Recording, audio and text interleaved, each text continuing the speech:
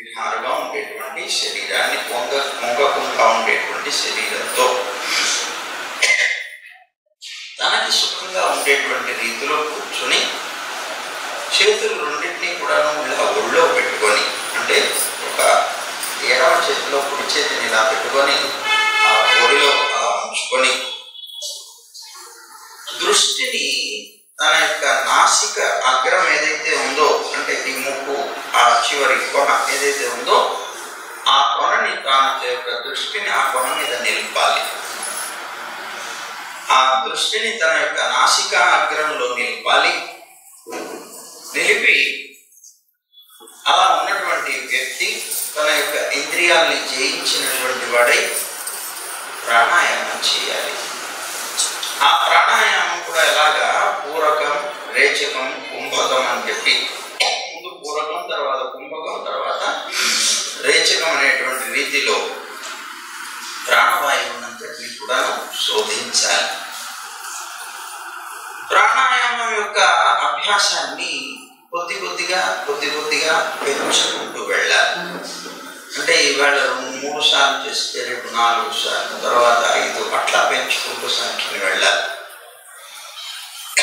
ఆ గాలిని తాను పీల్చేటప్పుడు మూలాధారం నుండి తామర తూడులో ఉండేటువంటి దారంలాగా, తామర పుష్పం యొక్క కాడ ఉంటుంది చూడండి, ఆ కాడల్లో దారాలు ఉంటాయి, అంటే దాని యొక్క నార, ఆ దారంలాగా అవిచ్ఛిన్నమైనటువంటి భావనతోటి హృదయంలో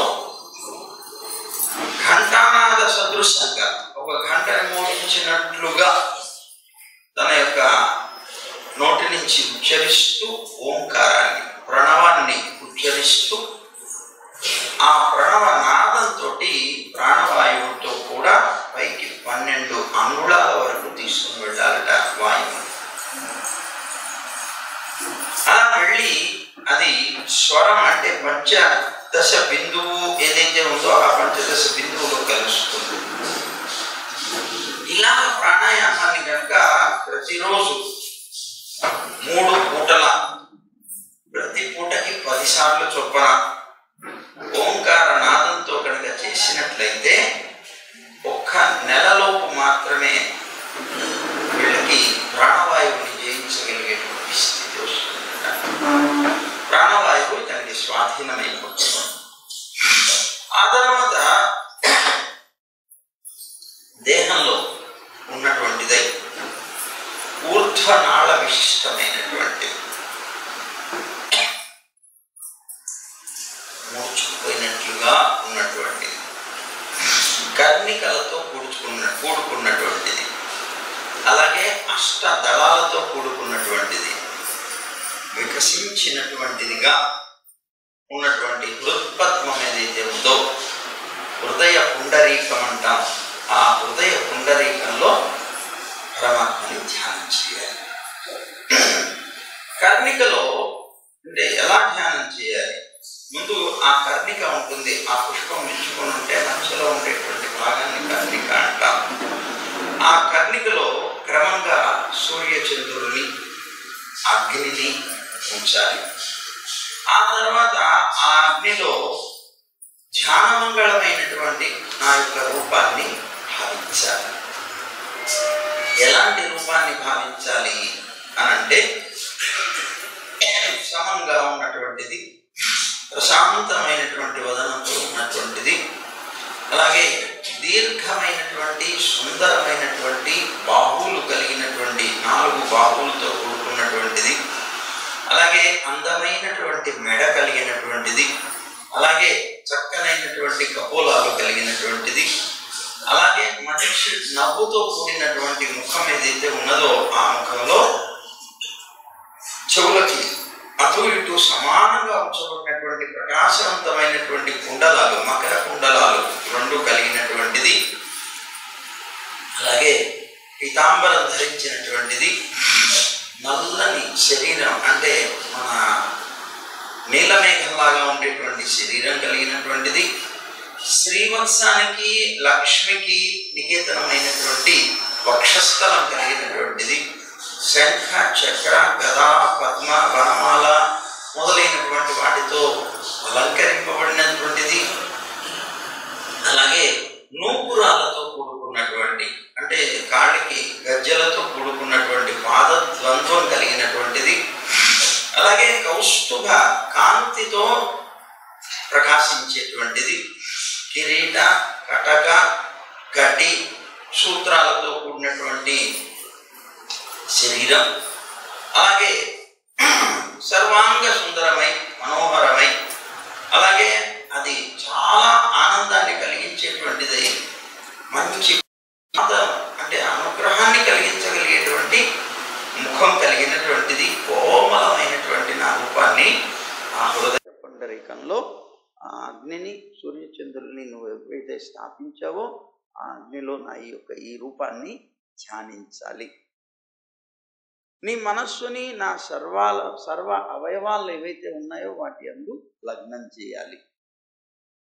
బుద్ధిమంతుడైనటువంటి పురుషుడు మనస్సు ద్వారా ఇంద్రియాలని వాటి యొక్క విషయాల నుంచి ఉపసంహరించేసి బుద్ధి అనేటువంటి సారథి ద్వారా నా చిత్తాన్ని, అంటే అతని యొక్క చిత్తాన్ని నా సర్వాంగాల యందు కూడా లగ్నం చేయాలి. అతని యొక్క చిత్తంతో నా రూపం ఏదైతే ఉన్నదో ఆ రూపంలో పాదాల దగ్గర నుంచి నెమ్మదిగా ప్రారంభించి ప్రతి అవయవం మీద తన యొక్క మనస్సుని ఉంచాలి, దర్శించాలి ధ్యానంలో. ఆ తర్వాత సర్వవ్యాపకమైనటువంటి ఆ చిత్తం, ఈ చిత్తం మొత్తం అంతా వ్యాపిస్తుంది పరమాత్మ యొక్క శరీరాన్ని. ఆ చిత్తాన్ని ఆకర్షించి మళ్ళీ వెనక్కి తీసుకొని ఒకే ఒక అవయవంలో ఉంచాలి, మొత్తం సేవించాలి. ఆ తర్వాత ఒక అవయవంలో ఉంచాలి.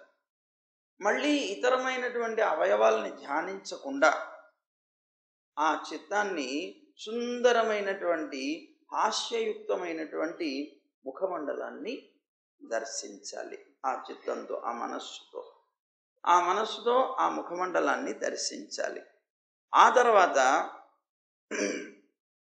ముఖమండలంలో సుప్రతిష్ఠితమై ఉండేటువంటి, అంటే ఆ ముఖమండలాన్ని బాగా ఏకాగ్రంగా సేవిస్తూ ఉండేటువంటి చిత్తం ఏదైతే ఉందో మళ్ళీ దాని నుంచి ఆకర్షించి, అంటే దాని నుంచి పక్కకి తొలగించి ఆ తర్వాత సర్వ కారణభూతమైనటువంటి ఆకాశంలో ఉంచాలి.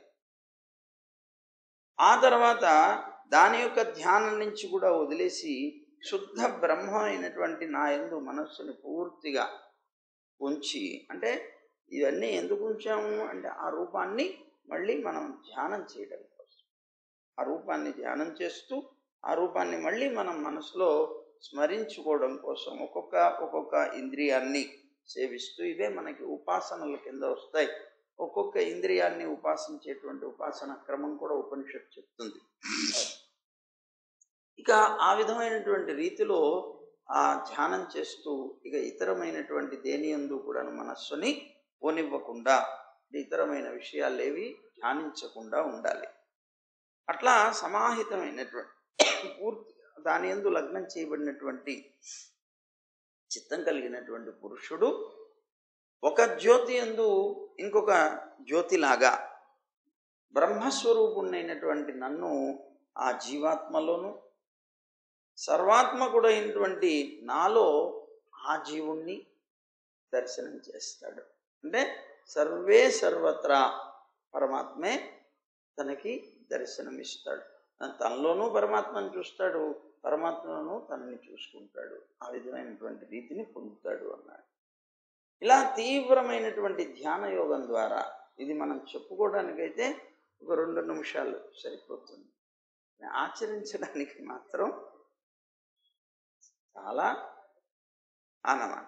అందువల్ల తీవ్రమైనటువంటి ధ్యాన యోగం ద్వారా నా యందే మనస్సును గనక లగ్నం చేస్తే ఆ యోగి యొక్క ద్రవ్య, జ్ఞాన, క్రియ, భ్రమ అనేటువంటివి ఆది భౌతిక, ఆధ్యాత్మిక, ఆది దైవికాలు అనేటువంటి 3 విధాలుగా ఏదైతే భ్రమలు ఉన్నాయో అన్నీ కూడాను ఇంకా అతనికి పరిపూర్ణమైనటువంటి స్థితి కలుగుతుంది, నన్ను పొందగలుగుతాడు. అయితే మళ్ళీ అంటున్నాడు కృష్ణుడు, ఉద్ధవ, ఎవరైతే ఇంద్రియాలని జయిస్తారో ఈ ధ్యాన స్థితి నన్ను పొందడం వరకు ఒక ఎత్తు. నన్ను పొందడం కోసం కాకుండా ఇంకా అనేక రకాలైనటువంటి కోరికల కోసం కూడా నా ధ్యానమే చేయాలి. మరి నా ధ్యానం చేసి ఇతరమైనటువంటి కోరికలు కోరుకునేటువంటి వారు కూడా ఉంటారు. మరి అవేమిటి అని ఆలోచన చేస్తే, ఇంద్రియాలని జయించి అలాగే శ్వాసని జయించి స్థిరమైనటువంటి చిత్తం కలిగినటువంటి యోగి నా మీద మనస్సును నిలుపుతాడు. అలా సాధన చేస్తూ చేస్తూ ఉండగా ఇతనికి తెలియకుండానే అణిమాది అష్టసిద్ధులు కూడాను అతని ఎదుట అతనికి ప్రాప్తమైపోతాయి. చేయగా చేయగా చేయగా అని చెప్తూ ఉండగా ఉద్ధవుడు అడిగాడు, ఏమయ్యా అచ్యుత, ఎలాంటి ధారణ చేస్తే ఏ విధమైనటువంటి సిద్ధి లభిస్తుంది? అసలు అవి ఎన్ని ఉన్నాయి? నీ యోగులకి సిద్ధుల్ని ఇచ్చేటువంటి వాడివి నువ్వు సహజంగా. అలాంటి వాటినన్నింటినీ కూడా వర్ణించి నా సందేహానికి సమాధానంగా చెప్పవయ్యా అని ప్రార్థిస్తే, అప్పుడు కృష్ణుడు చెప్తున్నాడు ఆ ఉన్నటువంటి సిద్ధులు ఎన్ని అని. ఎలా ఉన్నట అవి?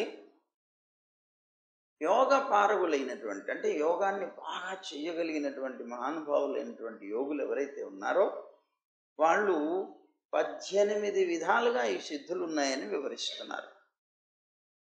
వాటిలో 8 సిద్ధులు ప్రధానంగా నాయందే ఉన్నాయి. మిగిలినటువంటి 10 విధాలైనటువంటి సిద్ధులు సత్వగుణ ఉత్కర్షకి హేతువులు అవుతున్నాయి. అంటే సత్వగుణం బాగా అధికంగా ఉన్నప్పుడు వాళ్ళకి కలుగుతాయి ఇవి, ఈ 10 కూడా. అందులో అణిమ, మహిమ, గరిమ అనేటువంటి 3 సిద్ధులు ఉన్నాయి. ఇవి దేహానికి సంబంధించినవి. తర్వాత ప్రాప్తి అనేటువంటి ఒక సిద్ధి ఉన్నది. అది ఇంద్రియాధిష్టాత్రులైనటువంటి దేవతలు ఎవరైతే ఉన్నారో వాళ్ళకి సంబంధించినటువంటిది. అలాగే ప్రాకామ్యం అనేటువంటి ఒక సిద్ధి ఉన్నది. అది లౌకికమైన పారలౌకికమైన పదార్థాలని తన ఇష్టానుసారం అనుభవింపచేయగలుగుతుంది. ఆ సిద్ధి పొందినవాడు అనుభవించగలుగుతాడు. ఆ తర్వాత ఈశితం అనేటువంటి ఒక సిద్ధి ఉన్నది. అది శక్తి సమూహానికి అంతటికీ కూడా ప్రేరణ కలిగిస్తుంది. అంటే ఆ సిద్ధి కలిగినటువంటి వాడు అన్ని శక్తులకి ప్రేరణ కలిగించి తాను వశం చేసుకోగలుగుతాడు. అలాగే విషయాల్లో ఉన్నప్పటికీ కూడా వాటి మీద ఆసక్తి లేకుండా జీవించేటువంటి వాడికి వశితం అనేటువంటి సిద్ధి కలిగినట్టు లెక్క. ఈ విషయాల్లోనే ఉంటాడు కానీ దానికి మాత్రం అంటకుండా జీవించగలుగుతాడు. అంటే అర్థం ఏంటి? వశితం అనేటువంటి సిద్ధి కలిగిన వాడు, సిద్ధ పురుషుడు అని అంటాం. అలాగే కోరినటువంటి సుఖాలు ఏవైతే ఉన్నాయో ఆ సుఖాలలో చివరి హద్దు దాకా చేర్చగలిగేటువంటిది కామావసాయిత అనేటువంటి ఒక సిద్ధి. ఇది తాను కోరిన సుఖాల్లో చివరి దాకా కూడా తీసుకొని వెళ్ళిపోతుంది అతన్ని ఆ సుఖంలో. అలాంటి కామావసాయిత అనేటువంటిది ఒక 8వ సిద్ధి. ఉద్ధవ, నా ఈ అష్టసిద్ధులు ఏవైతే ఉన్నాయో అవన్నీ స్వాభావికాలు, అలాగే నిరతిశయాలు. ఇది అతిశయం అనేటువంటిది లేదు ఇందులో. చాలా అద్భుతమైనటువంటి యథార్థమైనటువంటి ఫలాన్ని ఇస్తాయి. తర్వాత మిగిలినటువంటి 10 చెప్పామే. ఆ 10లో ఈ శరీరంలో ఆకలి, దప్పిక మొదలైనటువంటి వేగాలు లేకుండా చేస్తుంది. సాత్వికం అనేటువంటి ఆ గుణాన్ని గనక బాగా పెంచుకోగలిగితే వీటిని జయించగలుగుతాడు. ఆకలి దప్పికలు ఉండవు అతనికి. అది కూడా ఒక రకమైనటువంటి సిద్ధి. అలాగే దూరంగా ఉన్నటువంటి విషయాలు ఏవైతే ఉన్నాయో అవన్నీ వినగలుగుతాడు. దూరంగా ఉన్న శబ్దాలన్నీ కూడా వినగలిగేటువంటి శక్తి ఉంటుంది. అలాగే చూడగలుగుతాడు, ఎక్కడో జరుగుతున్నది కూడా చెప్పేయగలుగుతాడు. అలాగే తన ఇష్టం వచ్చినటువంటి ప్రదేశానికి శరీరం, మనస్సు ఎలాగైతే వేగంగా పరిగెట్టగలుగుతుందో అలాగా శరీరంతో పరిగెట్టి చేరిపోగలుగుతాడు తన ఇష్టమైనటువంటి ప్రదేశానికి, మనస్సు యొక్క వేగంతో సమానంగా అన్నమాట. అలాగే తన ఇష్టం వచ్చినటువంటి రూపాన్ని ధరించగలుగుతాడు. తర్వాత అసలు ఈ శరీరాన్ని వదిలి ఇంకో శరీరంలో కూడా ప్రవేశించగలుగుతాడు. పరకాయ ప్రవేశం అంటారు. ఆ పరకాయ ప్రవేశం కూడా వస్తుంది. ఆ తర్వాత ఇతనికి స్వచ్ఛంద మరణం కూడా పొందగలుగుతాడు. తన ఇష్టం వచ్చినప్పుడే శరీరాన్ని వదిలి వెళ్ళిపోగలిగేటువంటి రీతిని పొందుతాడు. అది ఒక రకమైన సిద్ధి. ఇంకొక సిద్ధి, అప్సరసలతో జరిగేటువంటి దేవతా క్రీడలు ఏవైతే ఉంటాయో అవన్నీ తాను దర్శించగలుగుతాడు. అలాగే సంకల్ప సిద్ధి కూడా ఒకటి ఉన్నది. తాను ఏది సంకల్పిస్తే అది తప్పనిసరిగా నెరవేరుతుంది. ఆ విధమైనటువంటి సంకల్ప సిద్ధి కూడా పొందుతాడు. అలాగే అప్రతిహతమైనటువంటి ఆదేశం, అతను ఆదేశించాడు అంటే ఎలాంటి వారైనా సరే చేయగలగాలన్నమాట. అలాంటి అద్భుతమైనటువంటి ఆదేశాన్ని కూడా కలిగినటువంటి వాడు కాగలుగుతాడు. ఈ 10 కూడా గుణజాత సిద్ధులు అని అంటారు. వాడు అంటే గుణం అంటే సాత్వికం, సాత్విక గుణం వల్ల పుట్టేటువంటి సిద్ధులు. ఇది అతను కనుక పరమ సాత్వికుడు కనుక అయినట్లయితే ఇవన్నీ అతనికి వశమైపోతాయి. అలాగే ఇంకా ఉన్నాయి కొన్ని, అందులో ప్రధానంగా ఒక 5 ఉన్నాయి. ఇవన్నీ కూడా క్షుద్ర సిద్ధులు అంటారు. ఏంటి క్షుద్ర సిద్ధులు అంటే? త్రికాల జ్ఞాత్వం, 3 కాలాల జ్ఞానాన్ని తెలుసుకోగలగటం, భూత భవిష్యత్ వర్తమానాలన్నీ అతను చెప్పగలుగుతాడు. అలాగే శీతము ఉష్ణము అని చెప్పబడేటువంటి ఈ ద్వంద్వాలని కూడాను సహించగలుగుతాడు. చల్లగా ఉన్నా, ఎంత వేడిగా ఉన్నా సహించగలిగేటువంటి స్థితిని పొందగలుగుతాడు. అలాగే మీ మనసులో ఏదైతే భావిస్తున్నారో అది తెలుసుకోగలుగుతాడు. మీ మనసులో ఏమనుకుంటున్నా చెప్పేస్తాడు. అలాగే అగ్ని, సూర్య, జల, విష మొదలైనటువంటి ప్రభావాలు ఏవైతే ఉన్నాయో వాటి యొక్క ప్రభావాన్ని స్తంభింప చేయగలుగుతాడు. అది ఒక రకమైన సిద్ధి. బృందావనంలో యమునా నదీ తీరంలో ఒక మహానుభావులు ఉండేవారు, దేవరహ బాబా అనేవారు. అర్థంగా అయితే వారు రామానుజుల వారి కాలానికి సంబంధించిన వారని, అంత వయసుతో ఉండేవారు. చాలా పెద్దగా ఉంటుంది. వారి వయస్సు ఎంత అనేది కూడా చాలా మందికి తెలియదు. ఒక పేపర్లలో కూడా పడింది ఆ రోజుల్లో. 600 సంవత్సరాలని, 400 సంవత్సరాలని, అలాగా పేపర్ కటింగ్ కూడా మేము చూసాం. అయితే ఆ దేవరహ బాబా అని చెప్పబడేటువంటి ఆయన ఎవరైతే ఉన్నారో ఆయన ఒకసారి యమున పొంగుతుంది, యమునా నది ఒడ్డునే ఉంటుంది ఆశ్రమం. ఆయనకి ఆశ్రమం అంటే ఆయనకి ఏం ఉండేది కాదు, ఒక ఆ మంచం మీద కూర్చునేవాడు ఆయన. ఆ మంచం మీద కూర్చునేటువంటి ఆయనకి ఒంటి మీద బట్ట కూడా ఉండేది కాదు. ఆ మంచం మీద కూర్చునేవారు. ఒక చిన్న ఇది అడ్డుగా ఉండేది అంతే. ప్రతిరోజు ఆ యమునా నదికి వచ్చి స్నానం చేసి ఆయన వెళ్ళిపోయేవారు. అలా పైన కూర్చునేవారు. యోగి, మహాయోగి ఆయన. అలా ఉండేటువంటి వాళ్ళ దగ్గరికి చాలామంది వీళ్ళు కూడా వచ్చినట్టు ఆధారాలు ఉన్నాయి. ఆ రోజుల్లో జార్జ్ టూలు, ఇందిరాగాంధీ వెళ్ళింది, జైల్ సింగ్ వెళ్ళాడు. వాళ్ళకి ఆయన ఏం చేస్తారు, ఆయన ఆశీర్వచన విధానం, ఆయన మంచం మీద కూర్చొని, ఆ మంచం మీద కూర్చొని వచ్చినటువంటి వాళ్ళు ఎవరైతే ఉంటారో వాళ్ళకి ఒక పెద్ద మట్టి కుప్ప ఒకటి ఉంటుంది. దాని మీదకి ఎక్కుతారు. ఎక్కితే వారి ఎడమ కాలుతో వాళ్ళ తల మీద ఎడమ పాదంతో అలా వేశారు. ఎడమ పాదంతో స్పృశించేవాడు వారు. అయితే వారు మహాయోగి. వారి వయస్సు ఎంతో తెలీదు, అలా ఉండేవారు. ఆ రోజుల్లో గోపాలాచార్య స్వామి వారు బృందావనం వెళ్ళినప్పుడు అక్కడ కొన్ని శిబిరం పెట్టేవారు. భగవద్ విషయ శిబిరం జరిగేది అక్కడ. మహానుభావులైనటువంటి చాలామంది అక్కడ భగవద్ విషయాన్ని హిందీలో ప్రవచనం చెప్పేవారు స్వామివారు. ఆ హిందీలో ప్రవచనం విని వారందరూ కూడా భగవద్ విషయంలో సుమారు 2 సార్లు అయిందిట. ఇప్పటికీ అక్కడ నయా రంగజీ మందిర్ అని పురాతన రంగజీ మందిర్ ఒకటి ఉంది, దాని పక్కన ఉంటుంది ఒకటి. ఇక్కడ పరమపదనాథుడు ఆ పెరుమాళ్ళు, అక్కడ ఉండేటువంటి ఆ జీయర్ స్వామి ఉన్నారు అక్కడ, వారు గోపాలాచార్య స్వామి శిష్యులే. వారు వారి దగ్గర సేవించారు. ఇప్పటికీ వేయించేసి ఉన్నారు. చక్కగా అక్కడ అంతా చాలా అద్భుతమైన ప్రచారం చేస్తున్నారు. అయితే వారు అట్లా అక్కడ వారు స్వామివారు వేయించేసి ఉండి అనేక మందికి భగవద్ విషయాన్ని కాలక్షేపం చెప్పేవారు శిబిరం పెట్టి. ఇట్లా ఉండగా ఒకసారి వారు ఈ భగవద్ విషయం అంతటినీ కూడాను అక్కడ రంగాచార్య స్వామి అని ఈ పురాతన రంగజీ మందిర్ ఏదైతే ఉన్నదో దానికి సంబంధించినటువంటి వారు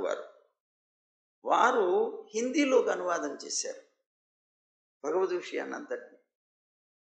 ఆ హిందీలోకి అనువాదం చేసినటువంటి దీన్ని ప్రింట్ చేయాలనుకున్నారు.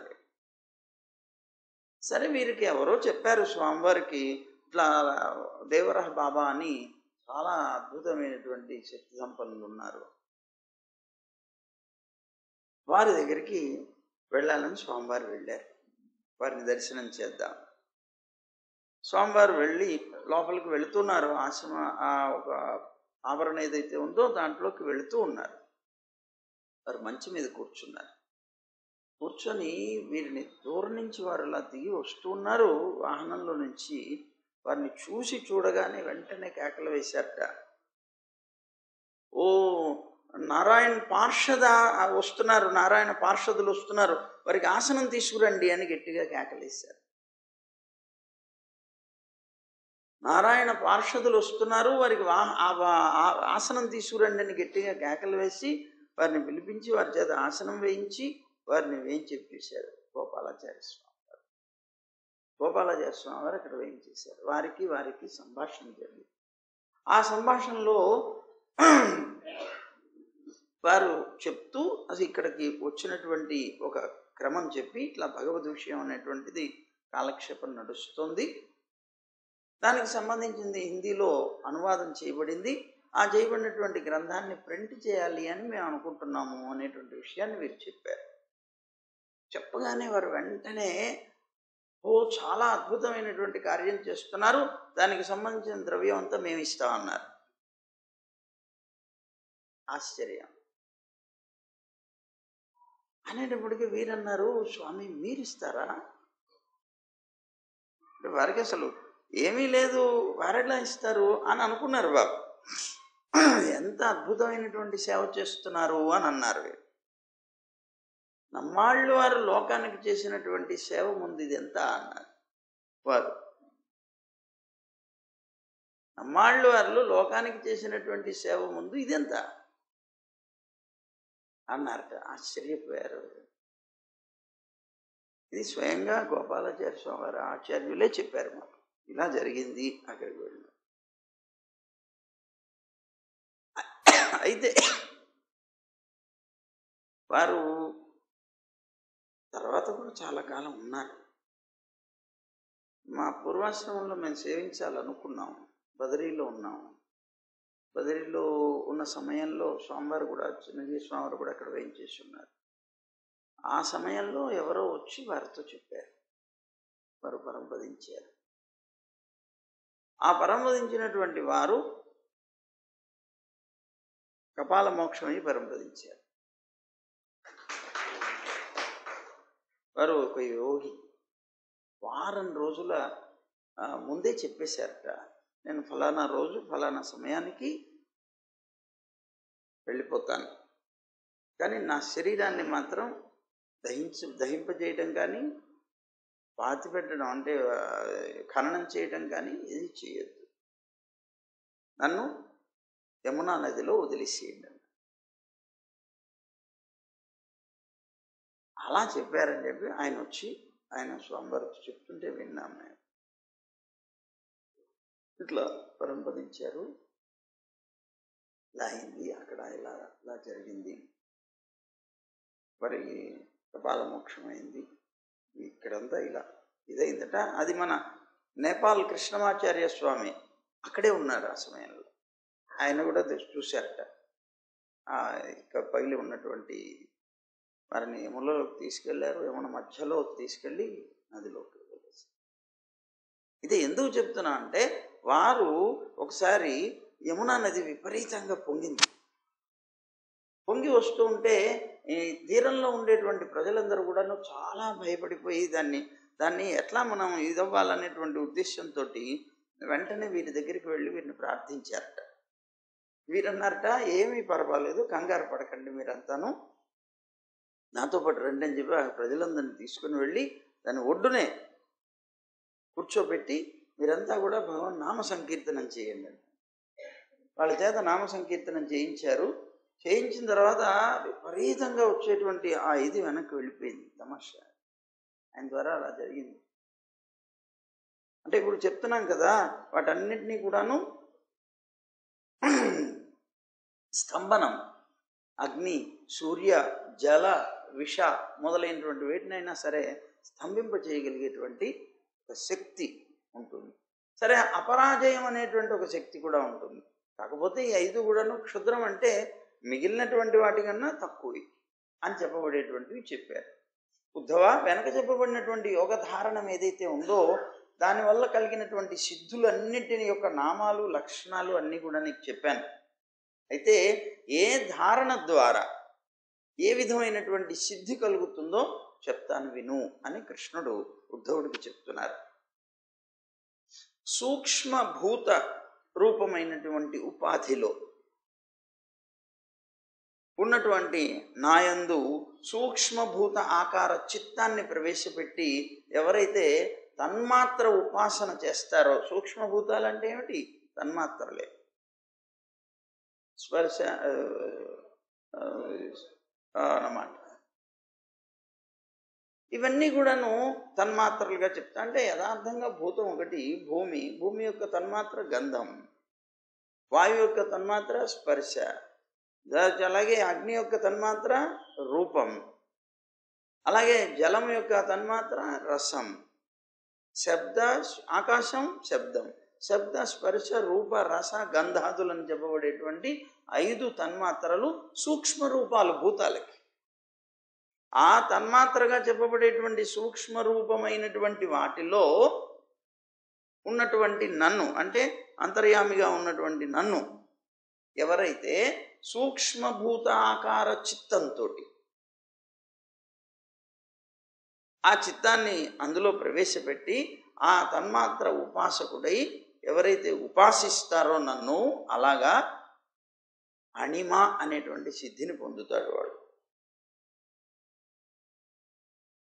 తర్వాత మహత్తత్వ రూప ఉపాధిలో ఉన్నటువంటి నన్ను, అంటే మహత్తత్వం అంటే చాలా పెద్దది కదా, ఇదేమో సూక్ష్మం, అదేమో విభువు.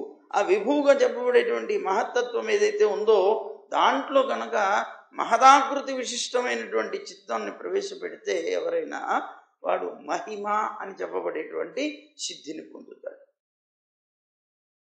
అలాగే ఇతరమైనటువంటి ఆకాశం మొదలైనటువంటి భూతాలు ఉన్నాయి కదా, ఆ భూతాల్లో కూడా, అంటే ఇప్పుడు ఇది సూక్ష్మం, అది స్థూలం. భూమి స్థూలం, దాని యొక్క తన్మాత్ర సూక్ష్మం. ఆ సూక్ష్మావస్థలో ఉన్నటువంటి దాంట్లో ఉన్నటువంటి నన్ను అతని యొక్క సూక్ష్మ శరీరంగా ఉన్నటువంటి చిత్తాన్ని ప్రవేశపెడితే దాంట్లో అణిమ అనేటువంటి సిద్ధిని పొందుతున్నట్లుగానే ఈ స్థూల రూపమైనటువంటి దాంట్లో ఉన్నటువంటి అంతర్యామైనటువంటి నన్ను ఈ మహదాకృతిలో ఉండేటువంటి విశిష్టమైనటువంటి చిత్తాన్ని కనుక ఎవరైనా ప్రవేశపెట్టి నన్ను ఆరాధిస్తే వాళ్ళు మహిమ అనేటువంటి సిద్ధిని పొందుతారు. అలాగే మిగిలినటువంటివన్నీ ఆకాశం కానీ మిగిలిన అన్ని భూతాలన్నీ కూడా అన్నమాట. అట్లా అలాగే వాయువు మొదలైనటువంటి భూతాలు ఉన్నాయే, ఆ భూతాలకి సంబంధించినటువంటి పరమాణు రూపమైనటువంటి ఉపాధుల్లో ఉన్నటువంటి నాయందు చిత్తం కనుక లగ్నం చేస్తే అలాంటి యోగి కాల సంబంధమైనటువంటి సూక్ష్మమైనటువంటి పరమాణువుతో సమానమైనటువంటి లఘిమ అని చెప్పబడేటువంటి సిద్ధిని పొందుతాడు. లఘిమ అనేటువంటి. అలాగే సాత్విక అహంకార రూపమైనటువంటి ఉపాధిలో వైకారికం అన్నారు. వైకారికం అంటే ఏంటి? అహంకారం. ఈ అహంకారంలో కూడా సాత్విక అహంకార రూపమైనటువంటి ఉపాధిలో నన్ను కనుక ఏకాగ్ర భావంతో తన యొక్క మనస్సు నుంచి భావిస్తే అలాంటి యోగి సర్వేంద్రియాలకి అధిష్టాతృ రూపంలో ఉన్నటువంటి ప్రాప్తి అని చెప్పబడేటువంటి సిద్ధిని పొందుతాడు. ఎందుకని? ఆ ఇంద్రియ అధిష్టాతృ దేవతలు ఎవరైతే ఉన్నారో వాళ్ళకి సంబంధించింది. ఆ ఇంద్రియాదులను ఆరాధన చేస్తే వాళ్ళ వల్ల దీన్ని పొందుతాడు, ప్రాప్తి అనేటువంటి సిద్ధిని. అయితే క్రియాశక్తి ప్రధానమైనటువంటి మహత్తత్వ రూపాన్ని గనక ఆరాధిస్తే, ఆ మహత్తత్వ రూప ఉపాధిలో నన్ను గనక అతని యొక్క మనస్సు నుంచి యోగి కనుక ఆరాధిస్తే అవ్యక్త జన్ముడునైనటువంటి నాకు, అంటే కనిపించనటువంటి రూపంతో ఉండేటువంటి నాకు సంబంధించినటువంటి ప్రాకామ్యం అనేటువంటి సిద్ధిని పొందుతాడు. అయితే అంటే ఇప్పుడు ఏంటివి? చిన్న అణువుగాను అయిపోగలుగుతాడు, లేదా పెద్ద శరీరంతోనూ అయిపోగలుగుతాడు, ఏది కావాలంటే అది పొందగలుగుతాడు. ఇలాంటి అనేక రకాలైనటువంటి సిద్ధులు వీటి వల్ల కలుగుతాయన్నమాట. అలాగే అదృశ్య రూపాన్ని కూడా పొందగలుగుతాడు. ఆ తర్వాత త్రిగుణ మాయాధీశ్వరుణ్ణి, కాల విగ్రహుణ్ణి, విష్ణు స్వరూపుణ్ణైనటువంటి నా మీద మనస్సుని కనుక ఉంచితే ఆ జీవులకి ఆ ఉపాధులకి ప్రేరణ కలిగించేటువంటి ఈశిత్వం అనేటువంటి సిద్ధిని పొందుతాడు. అయితే భగవానుడు తురీయుడుగా చెప్పబడేవాడు, నారాయణుడు అని చెప్పబడేటువంటి నా స్వరూపంలో మనస్సు గనక ఉంచితే, అంటే నన్ను నిరంతరం కనుక ధ్యానిస్తే అప్పుడు మదీయ అంటే నా యొక్క అధీనమైనటువంటి వశిత్వం అనేటువంటి సిద్ధిని పొందుతాడు. వశిత్వం అంటే ఏంటి? గుణముల యందు ఆసక్తి లేనటువంటి వాడు అవుతాడు. పూర్తిగా నా మీదనే మనస్సును ఉంచడం చేత అతనికి సత్వరజస్తమో గుణాల యొక్క సంబంధం పోతుంది. ఆ విధమైనటువంటిది కూడా ఒక సిద్ధి అన్నమాట, వశిత్వం. అలాగే నా మీద మనస్సుని ఉంచినటువంటి సర్వ కామ్యాలు కూడా అతనికి, ఎవడైతే అట్లా నా మీద నిర్విశేష బ్రహ్మ అంటున్నారు, అలాంటి నా మీద ఒక మనస్సును ఉంచితే అన్ని కామ్యాలు, కోరికలన్నీ కూడా అతనికి సిద్ధిస్తాయి. ఏది కోరితే అది పొందుతాడు. దానివల్ల అతను పరమానందాన్ని పొందుతాడు. అలాగే సాత్వికంగా ధర్మాన్ని అనుష్ఠిస్తూ సత్వగుణానికి ప్రధానమైనటువంటి నన్ను, శ్వేతద్వీపాధిపతినైనటువంటి నాయందు మనస్సుని గనక లగ్నం చేస్తే, అంటే శ్వేతద్వీపంలో ఉండే నామూర్తి మీద మనస్సును లగ్నం చేస్తే ఆ మానవుడు ఆకలి, దప్పిక, అలాగే షడూర్ములు అంటారు, ఆ సుఖ దుఃఖాలు, అలాగే ఆకలి దప్పులు, ఇలాంటివి ఏవైతే ఉన్నాయో అవి ఏవి కూడా పొందనటువంటి వాడై శుద్ధ రూపాన్ని పొందుతాడు. అలాగే ఆకాశాత్మకమైనటువంటి ప్రాణ రూప ఉపాధి విశిష్టుడైనటువంటి నా మీద మనస్సు కనుక ఉంచితే అతను ఆకాశంలో అభివ్యక్తమయ్యేటువంటి ప్రాణుల యొక్క శబ్దాలన్నింటినీ కూడా దూరం నుంచే వినగలుగుతాడు. అంటే అర్థం ఏంటి? ఎక్కడ ఏది ఎవరు ఎలా మాట్లాడినా అన్నిటినీ కూడా వినగలిగేవాడు అవ్వగలుగుతాడు. ఆకాశం అంటే అంతరా వ్యాపించి ఉండేది, ఖాళీ స్థలంలోని. అలాగే సూర్యమండలంలో నేత్రాల్ని, ఆ నేత్రాల్లో సూర్యుణ్ణి సంయుక్తం చేసి కలిపి ఆ రెండిటి యొక్క సంయోగం ద్వారా నన్ను ధ్యానించేటువంటి యోగి ఎవరైతే ఉన్నారో అతను దూరం నుంచే అన్ని వస్తువుల్ని దర్శించగలుగుతాడు. అలాగే మనస్సు, దేహం, ప్రాణవాయువుతో కలిపి నన్ను కూడా ఈ మూడిటితో కలుపుకొని ధ్యానం చేసినటువంటి వాడు మనోజవం అనేటువంటి సిద్ధిని పొందుతాడు. దీని ప్రభావం చేత అతను ఎక్కడికి వెళ్ళాలి అనుకుంటే అక్కడికి క్షణంలో వెళ్ళిపోగలడు మనస్సులాగా. ఇది ఇప్పుడు హనుమంతుడు కి ప్రధానంగా ఇవన్నీ ఉన్నాయి ఆయనకి. అందుకే ఆయన పొట్టిగా అయిపోగలడు, పెద్దగా అయిపోగలడు, కొద్దిగా తేలిక అయిపోతాడు, బరువు అయిపోతాడు. ఇలాంటివన్నీ కూడాను అష్టసిద్ధులు ఇవన్నీ ఉన్నాయి. అందులోనే మనోజవం మారుత తుల్య వేగం అన్నారు చూడండి. మనోజవం అంటం చేత మారుత తుల్య వేగం, వాయువులాగా బ్రహ్మాండమైనటువంటి వేగం కలిగినటువంటి వాడు, మనస్సులాగా పరిగెట్టుకుంటూ వాడు, అలాంటి వాడు అవుతాడు అన్నాడు. అలా సిద్ధిని పొందుతాడు. అలాగే మనస్సుని ఉపాదానంగా చేసి యోగి అనేటువంటి వాడు తాను ఏ దేవతాది రూపాలనైతే తలుస్తాడో అలాంటి రూపాలని తన మనస్సుకి అనుకూలంగా ఉండేట్లుగా ధరిస్తాడు. ఆయా దేవతా రూపాలని పొందగలుగుతాడు. అలాగే అత్యంతమైనటువంటి ఊహించడానికి కూడా వీల్లేనటువంటి శక్తితో కూడుకున్నటువంటి నా మీద మనస్సును గనక, అంటే ఆ భావనతో, ఊహించడానికి కూడా వీల్లేని శక్తి కలవాడు పరమాత్మ అనేటువంటి భావనతో నా మీద మనస్సు లగ్నం చేసి ఎవరైతే యోగి ఇలాంటి కార్యం చేయగలుగుతాడో అదిగో అలాంటి వాడికి ఇదిగో తన ఇష్టం వచ్చినటువంటి రూపాన్ని, దేవతా రూపాన్ని కూడా పొందగలిగేటువంటి సిద్ధిని పొందగలుగుతాడు. అలాగే ఇతర దేహంలో ప్రవేశించాలి అని అనుకుంటే, పరకాయ ప్రవేశం చేయాలనుకున్నటువంటి యోగి తాను ఆ శరీరం ముందే ఉన్నాను అని భావిస్తాడు. నన్ను స్మరిస్తూ నా మీద పూర్తిగా మనస్సుని లగ్నం చేసి ఉంచి తాను ఏ శరీరంలోకి అయితే ప్రవేశించాలనుకుంటాడో ఆ శరీరంలో నేనున్నానని భావిస్తాడు. ఎప్పుడైతే అతను ఆ ధ్యానంలో ఆ విధమైనటువంటి భావనతో తాను ధ్యానిస్తున్నాడో నన్ను, అదిగో ఆ వెంటనే అతను ఏమవుతాడు, ఒక పుష్పంలో నుంచి ఇంకొక పుష్పం మీదకి వెళ్ళేటువంటి ఒక భ్రమరంలాగా తన యొక్క ప్రాణప్రధానమైనటువంటి ఉపాధి ఏదైతే, శరీరం ఏదైతే ఉన్నదో ఆ దేంట్లో నుంచి ఆత్మ బాహ్యంగానే, అంటే బయట నుంచే వెళ్ళిపోయి ఆ శరీరంలోకి చేరిపోగలుగుతుంది, ఇతర శరీరంలోకి వెళ్ళిపోగలుగుతుంది. దీన్ని పరకాయ ప్రవేశం అంటారు. అది ఒక రకమైనటువంటి సిద్ధి. అలాగే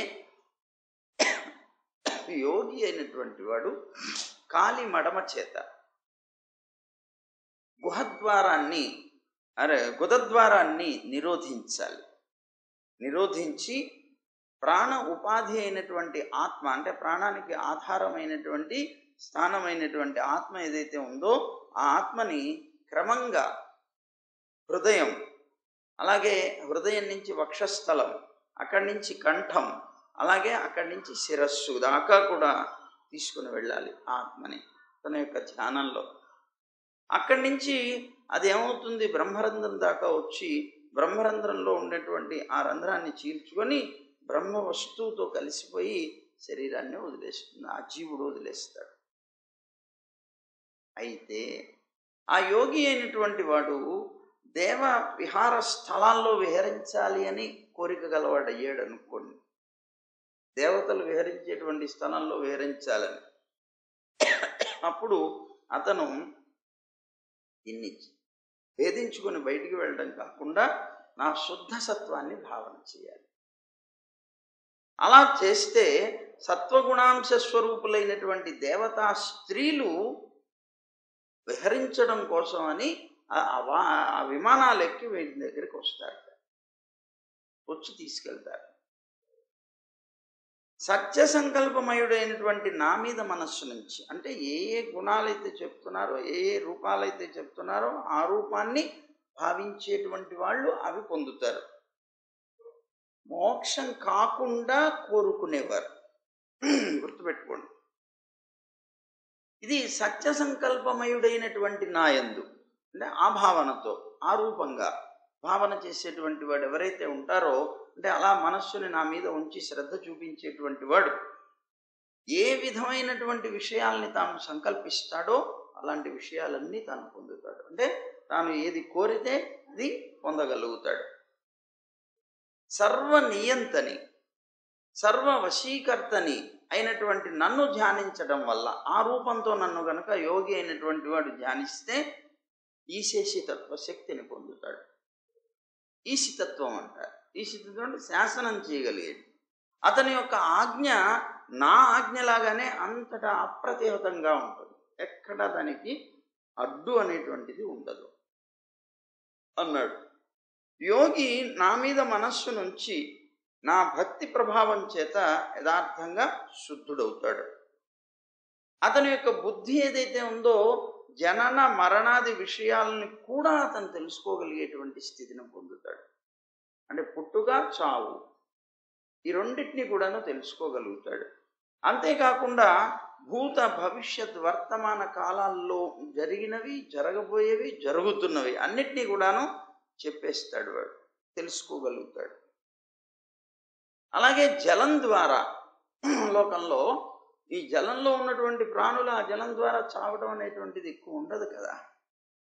అలాగే భక్తి యోగ సంపన్నుడైనటువంటి వాడు శాంతమైనటువంటి చిత్తంతో కనుక ముని ఉంటే అతను యోగ పరిపక్వమైనటువంటి శరీరం ఏదైతే ఉంటుందో ఆ ముని పూర్తిగా పరమాత్మని యందు లగ్నమై ఆయనకి భక్తి యోగం అనేటువంటిది కుదిరి ఆ భక్తితోటి పరమాత్మని కనుక ఆరాధన చేస్తూ అలా గనక ఉన్నట్లయితే అది ఏ విధమైనటువంటి రీతిలోనూ అగ్ని మొదలైనటువంటి వాటి చేత నాశనమే కాదు. ఆ శరీరం ఆ భక్తితో కనుక పూర్ణమై ఉంటే. అలాగే ధ్వజం, ఆతపత్రం, వ్యజనం, శ్రీవత్సం అనేటువంటి వాటితోటి శంఖచక్ర గదా పద్మాది ఆయుధాలతోటి విభూషితుడై ఉన్నటువంటి నా యొక్క అవతారాలు ఏవైతే ఉన్నాయో వాటిని ధ్యానించేటువంటి భక్తుడు ఎప్పుడూ కూడాను అజేయుడై ఉంటాడు.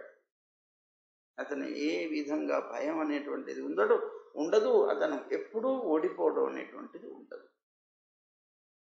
అలాగే ఇంతకు ముందు చెప్పబడినటువంటి యోగ ధారణలు ఏవైతే ఉన్నాయో అవన్నీ కూడా నన్ను ఉపాసించేటువంటి వాడికి ఆ విధంగా నన్ను ఉపాసించేటువంటి వాడికి ఇంతకుముందు నేను చెప్పినటువంటి సిద్ధులన్నీ కలుగుతాయి. ఏ ఏ రూపంలో నన్ను ధరించాలో, ఏ విధంగా నన్ను ఆరాధిస్తాడో అలా ఆరాధించేటువంటి ఆ రూపంలో ఆరాధించేటువంటి వాడికి ఆయా సిద్ధి కలుగుతుంది అని అన్నాడు.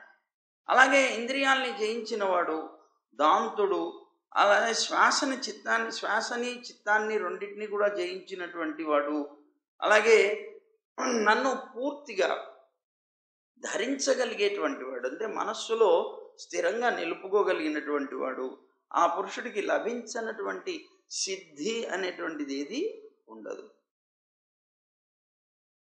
పూర్తిగా నన్ను శరణాగతి చేసి నాకు భక్తుడయ్యి పూర్తిగా అతను గనక నా దీంట్లోనే జీవించగలిగితే ఇంకా అసలు సిద్ధులతో కూడా అసలు అవసరం ఉండదు. కానీ అతనికి లభించని సిద్ధి అంటూ ఉండదు, అన్ని సిద్ధులు చేస్తాయి. అయితే ఉత్తమ భక్తి యోగాన్ని ఆచరించేటువంటి వాడు నా స్వరూపభూతమైనటువంటి సంపద ఏదైతే ఉందో దాన్ని పొందడానికే అభిలషిస్తాడు. కానీ అలాంటి వాడు వెనకాల చెప్పబడినటువంటి సిద్ధుల్ని గురించి ఎప్పుడు ఆలోచన కూడా చేయడు. ఒకవేళ అలా ఆలోచించాలనుకున్నా నేను చెప్తున్నటువంటి సలహా ఏమిటి అని చెప్తున్నాడు కృష్ణుడే. ఏమంటున్నాడంటే ఈ సిద్ధుల వల్ల అతని యొక్క సమయం వృధా అవుతుంది అని. అతని యొక్క సమయం వృధా, ఆ సిద్ధుల వల్ల ఏమీ ఉపయోగం అతనికి ఉండదు. ఎందుకంటే మహత్తరమైనటువంటి సంపద నా స్వరూప విభూతి సంపదని అతను పొందగలుగుతాడు. అలాంటి వాటికి ఇవన్నీ ఏముంది పెద్దవి. వీటి కోసం ప్రయత్నం కనుక చేశాడు అంటే అతని తపస్సు అంతా వృధా. ఈ లోకంలో ఉండేటువంటి జన్మ కానీ, ఓషధులు కానీ, తపస్సు కానీ, మంత్రం కానీ మొదలైనటువంటి సిద్ధులన్నీ కూడా నా ధారణం అనేటువంటి యోగం ద్వారా లభిస్తాయి. కానీ ఇతర ఉపాయాల చేత ఏ సిద్ధి కూడా ఎవరికి లభించదు. ఏది కావాలన్నా లోకంలో నన్ను ఆరాధించవలసింది. ఎందుకంటే అన్నిటినీ ఇవ్వగలిగేటువంటి వాడిని నేనే. నువ్వు ఇంకో రూపంలో నన్ను, ఇంకో శరీరంలో నన్ను ఆరాధించినా కూడాను ఆ శరీరం ద్వారా ఫలాన్ని ఇచ్చేది కూడా నేనే. కనుక ఇంకో రకమైనటువంటి ఉపాయాల చేత నా సాలోక్య సిద్ధులు కూడా లభించవు అని అంటున్నాడు. ఉద్ధవ, నేనే సర్వసిద్ధులకి, యోగానికి, సాంఖ్యానికి, నిష్కామ కర్మకి, బ్రహ్మవాదులకి అందరికీ కూడా కారణుడై ఉన్నాను, పాలకున్నై ఉన్నాను, ప్రభువునై ఉన్నాను. అంటే పరిపాలించేటువంటి వాడిని నేనే అయి ఉన్నాను. సకల మహాభూతాలు కూడా ఈ భౌతిక పదార్థాలు ఏవైతే ఉన్నాయో వాటికి లోపల బయట ఎలాగైతే ఉంటున్నాయో, మరి భూతాలన్నీ కూడాను అన్నిట్లో ఉంటాయి కదా. అవి ఎక్కడుంటాయి? లోపల ఉంటాయి, బయట ఉంటాయి. ఎలాగైతే ఉంటున్నాయో నేను కూడా సర్వ ప్రాణుల్లోనూ బాహ్యంలోనూ బాహ్య రూపుడిగా ఉంటున్నాను, అంతరాత్మ రూపుడిగా కూడా నేను ఉంటున్నాను. కనుక ఆ విధమైనటువంటి జ్ఞానాన్ని పొంది ఎవరైతే నన్ను పరిపూర్ణంగా శరణాగతి చేసి భక్తితోటి ఆరాధన చేస్తారో వాళ్ళకి ఇవి అవసరం లేదు. అవసరం లేకపోయినా ఇవన్నీ వాళ్ళకి వశంలోనే ఉంటాయి. మరి హనుమంతుడు అలాంటి భక్తుడే కదా, మరి ఆయన దాసుడే కదా, ఇవన్నీ ఆయన వశంలోనే ఉన్నవే. అలా ఒక భక్తుడై పరిపూర్ణంగా నన్ను శరణాగతి చేస్తే అవి పొందడం పెద్ద విషయం కాదు అంటున్నాడు. సరే, అప్పుడు నువ్వు అనాదివి కదా, ఉద్ధవుడు అంటున్నాడు, నువ్వు అనాది అయినటువంటి వాడివి కదా, అనంతుడివి కదా, అలాగే సాక్షాత్తు పరబ్రహ్మవి కదా, అలాంటి నువ్వు సర్వ పదార్థాల యొక్క సృష్టి స్థితి సంహారాలకి కారణస్వరూపుడివి కదా. మరి వేద తాత్పర్యం తెలిసినటువంటి వారు ఉత్తమమైన అధమమైనటువంటి ప్రాణులన్నిట్లోనూ నువ్వు ఉన్నావని చెప్తూ ఉంటారు. పుణ్యహీనులైనటువంటి జనులు ఎవరైతే ఉన్నారో వాళ్ళకి తెలియబడవు అని కూడా అంటూ ఉంటారు. మరి నీ యొక్క యథార్థమైనటువంటి రూపం ఏది? అందరూ ఆరాధించడానికి వీలైనటువంటి యథార్థమైనటువంటి రూపం ఏది? పరమ మహర్షులుగా చెప్పబడేటువంటి మహానుభావులు ఎవరైతే ఉన్నారో ఏ ఏ భూతాలలో భక్తితో నిన్ను ఉపాసిస్తారో అవేవో నాకు తెలియచి వాళ్ళు మహానుభావులు మహర్షులుగా చెప్పబడుతున్నారు. అలాంటి మహర్షులైనటువంటి పరమర్షులుగా చెప్పబడేటువంటి వాళ్ళందరూ ఎలా నిన్ను ఆరాధించి నిన్ను పొందుతున్నారు? ఎంత వాళ్ళు అవుతున్నారు? వాళ్ళు నిన్ను ఏ భూతాల్లో నిన్ను ఆరాధిస్తున్నారు? సర్వ ప్రాణులకి నువ్వే రక్షకుడివి. అలాంటి నువ్వు సర్వభూతాల్లో కూడా అంతర్యామి రూపంతో ఉంటున్నావు. నువ్వు అందరిలోనూ గూఢభావంతో రహస్యంగా, మళ్ళీ బయటికి కూడా కనిపించకుండా అవ్యక్త మూర్తినా అని చెప్పుకున్నట్లుగా కనిపించని రూపంతో నువ్వు అందరిలో కూడాను సంచరిస్తున్నావు. సర్వభూతాలు కూడా నీ చేతనే మోహం పొందుతున్నాయి. మోహం ఎట్లా పొందుతున్నాయంటే అన్ని భూతాలనే చూడగలుగుతున్నాయి, కానీ ఆ భూతాల్లో నిన్ను మాత్రం చూడలేకపోతున్నాయి. అదే మోహం. అయితే అచింత్యమైనటువంటి ఐశ్వర్య సంపన్నుడివి నువ్వు అని విన్నాను నేను. స్వర్గంలో కానీ, మానవలోకంలో కానీ, పాతాళంలో కానీ అన్నిటి యందు కూడా, అలాగే దిగ్మండలాలు ఏవైతే ఉన్నాయో ఆ దిక్కులన్నిటిలో కూడా నీ యొక్క విభూతులేవో ఉన్నాయని విన్నాను నేను. ఆ విభూతులన్నిటి గురించి వినాలనుందయ్యా, ఒక్కసారి చెప్పు. సర్వ తీర్థాలకి కూడా ఆశ్రయభూతుడైనటువంటి నీ యొక్క పాదార విందాలకి నేను నమస్కరిస్తున్నాను. నన్ను అనుగ్రహించి నీ యొక్క విభూతులేమిటో నాకు అనుగ్రహించు అన్నాడు. అంటే శ్రీకృష్ణుడు అప్పుడు సమాధానం చెప్తూ చాలా చిత్రమైనటువంటి ప్రశ్నలు వేస్తున్నావు. చాలా అనేక రకాల ప్రశ్నలు వేస్తున్నావు. ప్రశ్నలు వేయటంలో మంచి బుద్ధిమంతుడిలాగా అనిపిస్తున్నావు, విశిష్టుడిలాగా అనిపిస్తున్నావు అని పొగిడాడు కృష్ణుడు. పొడి ఉద్ధవ, కురుక్షేత్రంలో శత్రువులతో యుద్ధం చేసేటువంటి సమయంలో నాతో సంభాషిస్తూ అర్జునుడు కూడా నన్ను ఇలాంటి ప్రశ్న వేశాడు. మనకి భగవద్గీతలో విభూతి యోగం వస్తుంది కూడా, అది అలా నన్ను ప్రశ్న వేశాడు. అతను అన్నాడు, నేను బంధునాశకుణ్ణి అని ఏడ్చాడు. వీళ్ళందరినీ నేను చంపేస్తున్నాను, వద్దు వద్దు అన్నాడు. ఈ బంధువులందరూ నా చేత నశింపజేయబడుతున్నారన్నాడు. ఇలాంటి ప్రాకృతమైనటువంటి బుద్ధి విశిష్టుడయ్యాడయ్యా అర్జునుడు. అలాంటి ఆ అర్జునుడు రాజ్యం కోసం అని జ్ఞాతుల్ని చంపడం ఏమిటి అని నాతో వాదించాడు. ఇది అధర్మం అన్నాడు. అందుకని నేను చెయ్యనంటే చేయనన్నాడు. తనకున్నటువంటి ఆ గాంధీవం అనేటువంటి ధనుస్సును పక్కన పెట్టేశాడు. ఆ సమయంలో యుక్తియుక్తాలైనటువంటి ఉపదేశాలతో అతనికి యథార్థమైనటువంటి తత్వాన్ని నేను ఉపదేశం చేయవలసి వచ్చింది. ఆ సమయంలో అతను నువ్వు అడిగినటువంటి ప్రశ్ననే రణరంగంలో నన్ను అడిగాడు. దీనికి అతనికి నేనేం సమాధానం చెప్పానో అది నీకు కూడా చెప్తాను, జాగ్రత్తగా వినన్నాడు. నేను ఈ ప్రాణులన్నిటికీ కూడా పరమాత్మని. మొట్టమొదట నా విభూతి కావాలనుకున్నప్పుడు నా స్వరూపం కూడా నువ్వు తెలుసుకోవాలి కదా. ఈ ప్రాణులన్నిటికీ పరమాత్మని, అన్నిటికీ హితం చేసేటువంటి వాడిని, హితైషిని, అలాగే శాసించగలిగేటువంటి వాడిని, సర్వ విధాలైనటువంటి వ్యవహారాలని పుట్టించేవాడిని నేనే. సృష్టి స్థితి సంహారాలు ఏవైతే ఉన్నాయో వాటన్నిటికీ కారణస్వరూపుణ్ణి నేనే. నేను గతిశీలాలుగా చెప్పబడేటువంటి పదార్థాల్లో పరమగతినై ఉన్నాను. విభూతులన్నీ చెప్తున్నాడు. వశం చేసుకునేటువంటి వారిలో కాలస్వరూపుడను నేనే. సత్వాది గుణాలలో ప్రకృతిని నేనే.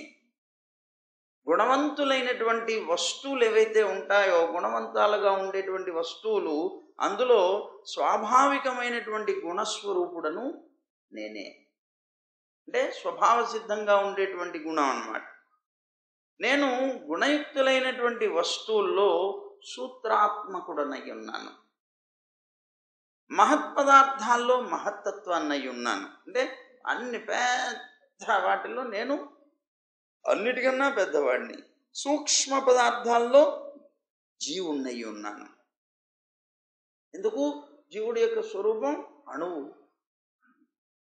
సూక్ష్మ పదార్థాల్లో జీవుణ్ణి, ఆ జీవుడి కన్నా సూక్ష్మమైనటువంటి వాడు. అందుకనే మనకి వేదం ఏమని చెప్పింది? అణోరణీయాన్ మహతో మహీయాన్. అణోరణీయాన్ అంటే అణువు కన్నా అణువైనటువంటి వాడు. మహతో మహీయాన్, లోకంలో ఏది పెద్దది అని చెప్పుకుంటాం అన్నిటికన్నా పెద్దవాడు ఆయనే అని చెప్పబడేటువంటి వాడుగా వేదం చెప్తోంది. కనుక మహత్పదార్థాల్లో మహత్తునై ఉన్నాను, సూక్ష్మ పదార్థాల్లో జీవుణ్ణై ఉన్నాను. అలాగే దుర్జయం అంటే జయించ శక్యం కానటువంటి పదార్థాల్లో మనస్సునై ఉన్నాను నేను. వేరే లోకంలో అందరూ మనస్సుని జయించలేరు, అది జయించడమే చాలా కష్టం. కనుక జయించలేని పదార్థాలు ఏవైనా ఉన్నాయంటే అందులో మనస్సుని నేను అన్నాడు. నేను వేదాధ్యాపకులలో హిరణ్య గర్భుణ్ణి అన్నాడు.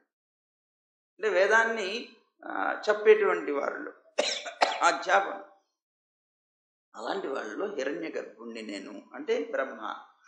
అలాగే మంత్రాలలో 3 మాత్రలతో కూడుకున్నటువంటి ఓంకారాన్ని నేను. 3 మాత్రలంటే 3 అక్షరాలు ఉన్నాయి చూడండి, ఆ ఉ మా అని. అంటే 3 మాత్రల కాలంలో ఉచ్చరించవలసినటువంటిది. మాత్ర అంటే ఏంటండి? ఎంతండి మాత్ర అంటే చిటిక వేసే సమయం. చిటిక వేసే ఎంతకాలం పట్టింది దానికి మాత్ర అని పేరు. ఆ సమయంలో ఉచ్చరించదగినటువంటిది ఆ ఉ మా కలిపితే ఓం. ఈ ఓంకారం ఏదైతే ఉందో అది నేనే. అక్షరాల్లో అకారాన్ని నేనే. ఛందస్సుల్లో త్రిపద గాయత్రి అని చెప్పబడేటువంటి గాయత్రి స్వరూపుడను నేనే. అలాగే దేవతల్లో ఇంద్రుడిని నేనే. అలాగే వస్తువులన్నిట్లోనూ అగ్నిని నేనే. ఆదిత్యుల్లో విష్ణువుని నేను. అలాగే రుద్రులలో నీలలోహితుడు అని చెప్పబడేటువంటి వాడిని నేనే. అలాగే బ్రహ్మర్షులు ఎవరైతే ఉన్నారో వారిలో భృగువుని నేను. రాజర్షులు ఎవరైతే ఉన్నారో వాళ్ళల్లో మనువుని నేను. దేవర్షులు ఎవరైతే ఉన్నారో వాళ్ళల్లో నారదుణ్ణి నేను.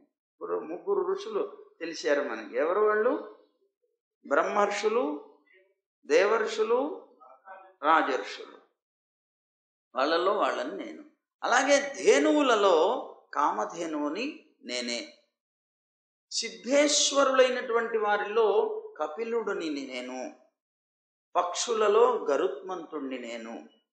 ప్రజాపతులలో దక్షుణ్ణి నేను. పితృగణాలలో అర్యముడు అని చెప్పబడేటువంటి పితృదేవత ఎవరైతే ఉన్నారో అతను నేనే. ఉద్ధవ, నేను దైత్యులలో దైత్యరాజు అయినటువంటి ప్రహ్లాదుణ్ణి నేనే. అలాగే నక్షత్ర ఔషధాల్లో సోముడు అంటే చంద్రుణ్ణి నేనే. యక్షుల్లోనూ రాక్షసుల్లోనూ కుబేరుడను నేను. అలాగే గజరాజులు ఏవైతే ఉన్నాయో వాటిలో ఐరావతాన్ని నేనే. జలచరాలు ఏవైతే ఉన్నాయో వాటిలో వాటన్నిటికీ ప్రభు అయినటువంటి వరుణుడు ఎవరైతే ఉన్నారో అతను నేనే. అలాగే తాపం కలిగించేటువంటివి మంచి ప్రకాశవంతమైనటువంటి పదార్థాలలో తాపం కలిగిస్తూ ప్రకాశం కలిగినటువంటి వస్తువుల్లో సూర్యుణ్ణి నేనే. మనుష్యులలో భూపతిని నేను. భూపతి అంటే రాజుని నేను. అలాగే అందుకనే నా విష్ణురు పృథ్వీపతి అని. విష్ణు యొక్క అంశ లేకపోతే వాడు రాజు కాలేడు. అలాగే అశ్వాలలో ఉచ్చైశ్రవం అని చెప్పబడేటువంటి దాన్ని నేనే. అలాగే ధాతువుల్లో సువర్ణం బంగారం నేనే. దండించేటువంటి వారిలో యముణ్ణి నేనే. సర్పాలలో వాసుకిని నేను. అలాగే నాగేంద్రులలో అనంతుణ్ణి నేను.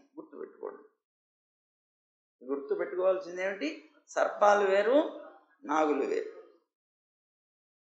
ఈ సర్పాల్లో వాసుకిని నేను, నాగుల్లో అనంతుణ్ణి నేను. అలాగే కొమ్ములు కోరలు కలిగినటువంటి ప్రాణుల్లో సింహాన్ని నేను. అంటే ఆ జంతువుల్లో అన్నమాట. సింహం అన్నిటికన్నా శ్రేష్టమైనటువంటిది సింహాన్ని నేనే. ఆశ్రమాలలో ఉత్తమాశ్రమంగా చెప్పబడేటువంటి సన్యాసాశ్రమాన్ని నేనే. అంటే నా స్వరూపమే. వర్ణాలలో బ్రాహ్మణ వర్ణం నేనే. తీర్థాలలో నదులలో గంగని నేనే. జలాశయాల్లో సముద్రాన్ని నేనే. అస్త్ర శస్త్రాల్లో ధనస్సుని నేను. ధనుర్ధారులలో త్రిపురారి అయినటువంటి శంకరుడు ఎవరైతే ఉన్నారో అతను నేనే. నివాస స్థానాల్లో మేరువుని నేనే. అలాగే దుర్గమ స్థానాల్లో జాగ్రత్తగా చూడండి. నివాస స్థానాల్లో మేరువుని నేను. అంటే మేరు పర్వతం మీద దేవతలు ఉంటారు. దేవతలకు నివాస స్థానం అది కనుక నేను. అలాగే దుర్గమ స్థానాలు చేరడానికి చాలా కష్టమైనటువంటి ఇది హిమాలయం. ఆ హిమాలయాన్ని నేనే. అలాగే వృక్షాలలో అశ్వత్థ వృక్షాన్ని నేను. అందుకే అశ్వత్థ వృక్షానికి ఆరాధన చేస్తారు. అశ్వత్థ వృక్షాన్ని ఎటువంటి పరిస్థితుల్లో కొట్టకూడదు. రావి చెప్తుంది కొట్టకూడదు, ఎప్పుడు కొట్టకూడదు. చాలా పెద్ద ప్రమాదాలు వస్తాయి. గోడల్లో ఉన్నప్పుడు చిన్నప్పుడే తీసేయాలి. పెంచి చంపకూడదు. అందులో పూజ చేసేటువంటి దాన్ని అసలు చంపకూడదు. చాలా ప్రమాదాలు వస్తాయి. కనుక అదిగో ఆ అశ్వత్థ వృక్షం నేనే అని చెప్పారు. ఆ తర్వాత ఓషధులలో యవధాన్యం నేను అని అన్నాడు.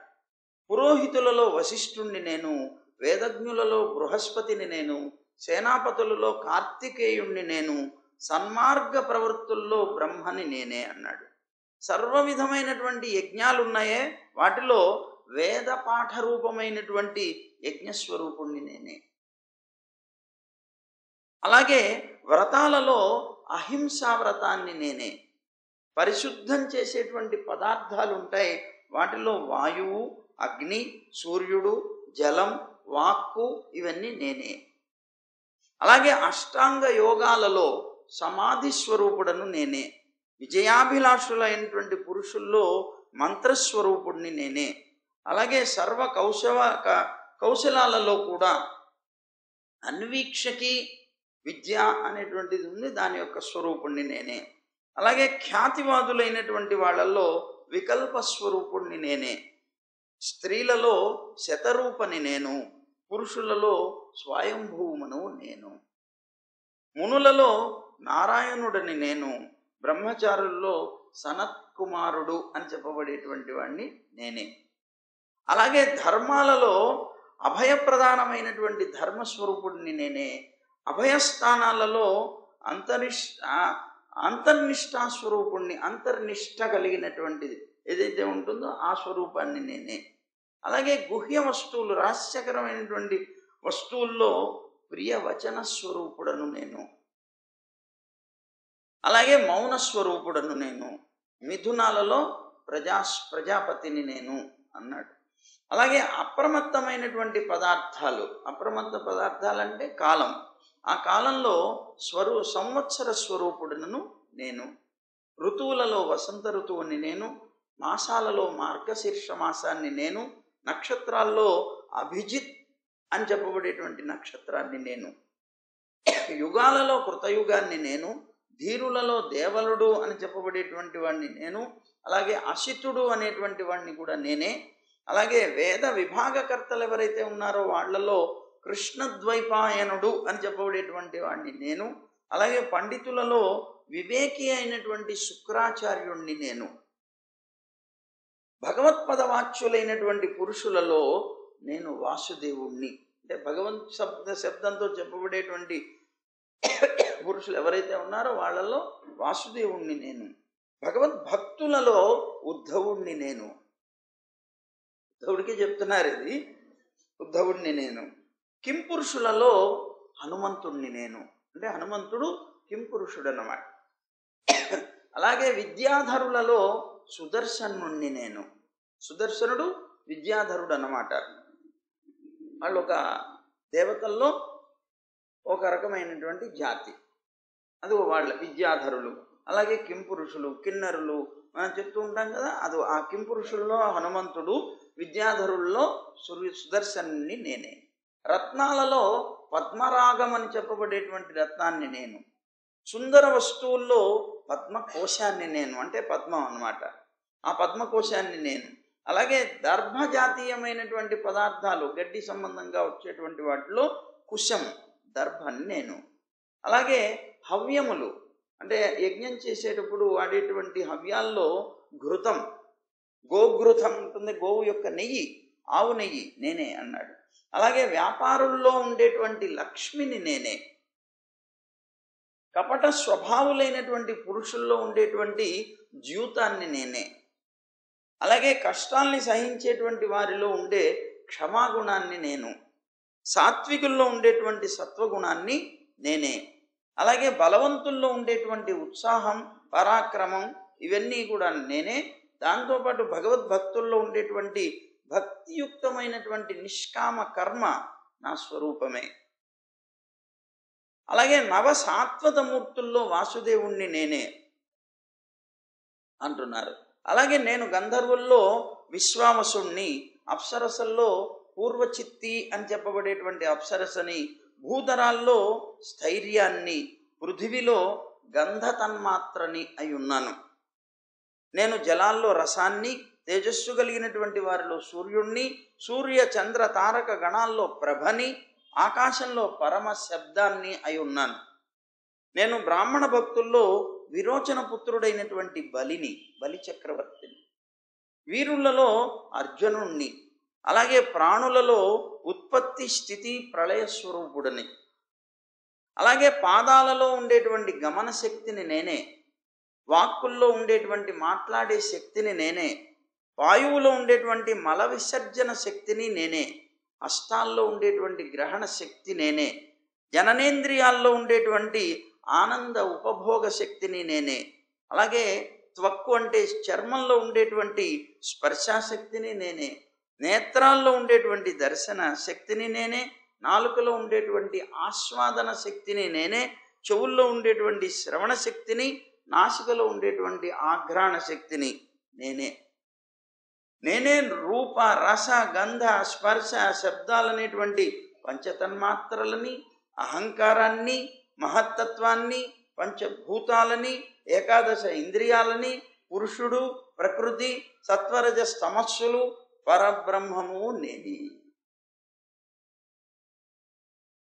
మరి ఇవన్నీ ఎందుకు చెప్పారండి? నేను మొత్తం నువ్వేనే చెప్తే అంటే ఆ వస్తువులలో శ్రేష్టమైనటువంటి వస్తువుని సూచన చేశారు.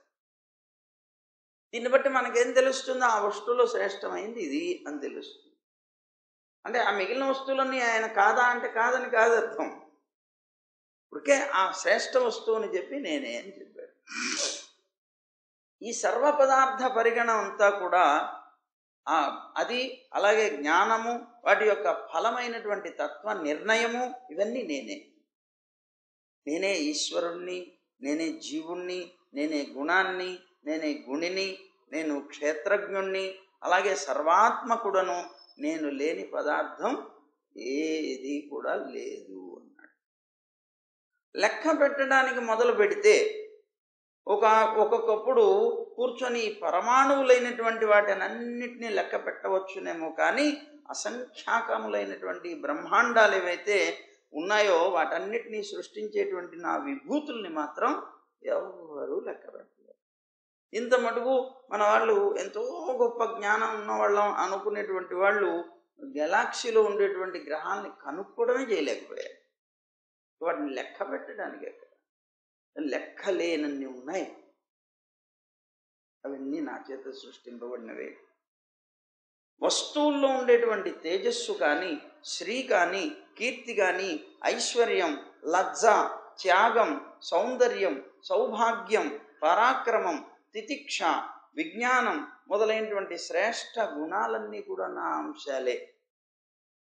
ఉద్ధవా, నీవు అడిగినటువంటి ప్రశ్నలకి సంక్షిప్తంగా విభూతులన్నింటినీ కూడా వర్ణించాను. ఇవన్నీ కూడా పరమార్థ వస్తువులు కావయా అన్నాడు. ఇవన్నీ కూడా పరమార్థ వస్తువులు కావు. ఎందుకు కావు? జగత్తంతా ఆయన శరీరమే కదా. పరమార్థ వస్తువు ఏది? ఆత్మ. అలా ఆ పరమార్థ తెలుసుకోవలసినటువంటిది ఆత్మ. ఇప్పుడు మనం కూడా మన శరీరాన్ని తెలుసుకుంటే ఏం ప్రయోజనం లేదు. శరీరంలో ఉన్నటువంటి చైతన్య వస్తువు అయిన ఆత్మని తెలుసుకున్నప్పుడే మనం జ్ఞానవంతులం. అలాగే పరమాత్మని తెలుసుకోవాలి అని అంటున్నారు. నువ్వు ఎంత అయినా సరే భగవంతుని యొక్క అద్భుతమైన దివ్యమంగళ విగ్రహాన్ని తెలుసుకుంటే నిన్ను నువ్వు తెలుసుకున్నట్లే అన్న. అంతేగా మరి. చేతన అచేతనాలన్నీ ఆయన శరీరం. నువ్వు ఆయన శరీరం వరకే వెళ్ళి ఆయన్ని తెలుసుకోవాలనుకుంటే నువ్వు తెలుసుకునేది. కానీ అది తెలుసుకున్నా మోక్షం వస్తుంది. కానీ లోపల ఆత్మని, అంటే ఆత్మ అంటే పరమాత్మ, ఈ జగత్తంతటికీ ఆత్మ అయినటువంటి ఆ పరమాత్మని తెలుసుకున్నప్పుడు మోక్షం. అది గొప్పది. అందుకనే ఇప్పుడు గోపికల విషయం చెప్పినప్పుడు పొద్దున పెరుమాళ్ళు ఏం చెప్పారు, కృష్ణుడు ఏం చెప్పారు? నా తత్వం తెలియకుండా కొన్ని వేల మంది నా సంగ మాత్రం చేత మోక్షాన్ని పొందారు. అంటే వాళ్ళందరూ వారి యొక్క శరీరాన్ని చూసి మోహించారు. వారి యొక్క దివ్యమంగళ విగ్రహాన్ని చూసి వారి యొక్క సౌందర్యానికి మోహితులై మోక్షం పొందారు. నా తత్వం పూర్తిగా వారికి తెలియదన్నాడు. గుర్తుపెట్టుకోండి, మనం తెలుసుకోవాల్సింది శరీరం వరకే కాదు, వారి యొక్క పరిపూర్ణ తత్వాన్ని తెలుసుకోవాలి. అందుకని వారు నా పరిపూర్ణ తత్వం తెలియకపోయినా నా మీద ఉండేటువంటి నాతో ఉండేటువంటి సంఘం చేత, నా మీద ఉండేటువంటి ఈ సౌందర్యం చేతనివ్వండి, వాళ్ళ కామ సంబంధమైన కానివ్వండి, వాళ్ళకి నా మీద ఉండేటువంటి ప్రీతి చేత తత్వం తెలియకపోయినా మోక్షం పొందారని చెప్పాడు. అంటే వారి దివ్యమంగళ విగ్రహాన్ని పరిపూర్ణంగా తెలుసుకున్నా, వారి యొక్క పరిపూర్ణ తత్వాన్ని తెలుసుకున్నా మోక్షం పొందుతారు. అయినప్పటికీ ఈ రెండిట్లో కూడా గొప్పది తత్వాన్ని తెలుసుకోవటం. అది కావాలంటున్నారు. అలాగే ఇప్పుడు నువ్వు చెప్పినటువంటివన్నీ కూడా చెప్పాను, కానీ ఇవన్నీ పరమార్థ వస్తువులు కావు. అసలు పరమార్థ వస్తువు అంటే పరమాత్మ, ఆత్మ. అంటే ఈ జగత్తంతటికి ఆత్మ అయినటువంటి ఆ పరమాత్మే పరమార్థ వస్తువు. అదే తెలుసుకోవాలి. అలాగే మనస్సు యొక్క వికారాలు మాత్రమే. అలాగే వాక్ అని చెప్పబడేటువంటిది ఏదైతే ఉందో వాటి చేత మాత్రం చెప్పడానికి వీలైనటువంటివి ఆకాశ కుసుమాల్లాగా అన్నాడు. ఆకాశ కుసుమాలు అంటే ఆకాశంలో పువ్వులు ఉంటాయా? ఉండవు. కానీ ఆకాశ కుసుమం లాగా అంటే ఉండనివి అన్నమాట, లేనివి. ఇవి వాళ్ళు స్థిరంగా ఉండేవి కావు, అనిత్యమైనటువంటివి అన్నమాట. అందువల్ల దీంట్లో నువ్వేమి అభినివేశాన్ని చూపించనవసరం లేదు. దాంట్లో నీ యొక్క జ్ఞానాన్ని ఏదో విపరీతంగా పెట్టుకోవాల్సిన అవసరం ఏమీ లేదు. అందువల్ల వాక్కుని, మనస్సుని, ప్రాణాన్ని, ఇంద్రియాలని వీటన్నిటినీ కూడాను నిగ్రహించుకో. సత్వగుణం అధికంగా కలిగినటువంటి బుద్ధి ద్వారా నువ్వు ఆ గుణం ద్వారా, సత్వగుణం ద్వారా బుద్ధిని నిగ్రహించుకో. దానివల్ల మళ్ళీ సంసారం అనేటువంటి కుపంలో పడవలసినటువంటి అవసరం నీకు రాదు అన్నారు. బుద్ధి ద్వారా వాక్కుని, మనస్సుని చక్కగా నిగ్రహించుకోగలిగేటువంటి వాళ్ళకి మోక్షం వస్తుంది. కానీ అలా నిగ్రహించుకోనటువంటి యతులు ఉంటారే, ఆ యతుల యొక్క వ్రతాలు కానీ, తపస్సు కానీ, దానం కానీ, వారి యొక్క అనుష్ఠానాలు కానీ ఇవన్నీ కూడా పచ్చి కుండలో పోసే జలంలాగా వ్యర్థమైపోతాయి. పచ్చి కుండలో పోసే జలం ఏమవుతుంది? అలాగే అవన్నీ కూడా వ్యర్థమైపోతాయి. అందువల్ల నా భక్తుడు భక్తియుక్తమైనటువంటి బుద్ధి ద్వారా, భక్తితో కూడుకున్నటువంటి బుద్ధి ద్వారా వాక్కుని, మనస్సుని, ప్రాణాలని తప్పనిసరిగా నిగ్రహించుకోగలిగితే కృతకృత్యుడవుతాడు అని తన యొక్క విభూతులన్నిటినీ కూడా వర్ణించాడు శ్రీకృష్ణ పరమాత్మ. సర్వం శ్రీకృష్ణ. గోవింద జయ జయ గోపాల జయ జయ,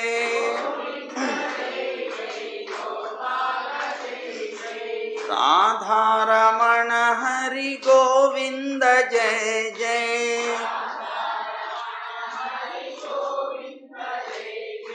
గోవింద జయ జయ గోపాల జయ జయ,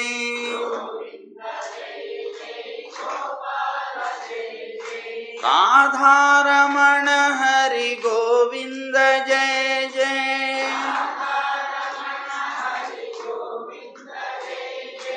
గోదారమణ హరి గోపాల జయ జయ,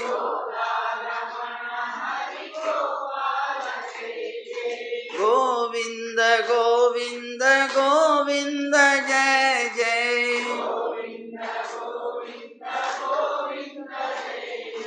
గోవర్ధనోద్ధార గోవింద జయ జయ,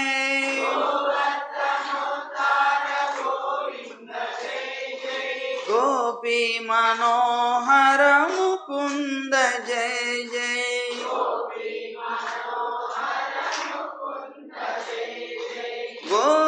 గోవర్ధనోద్ధార గోవింద జయ జయ,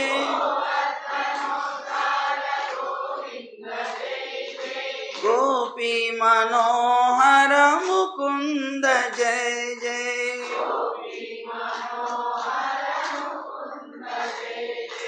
గోవింద జయ జయ గోపాల జయ జయ,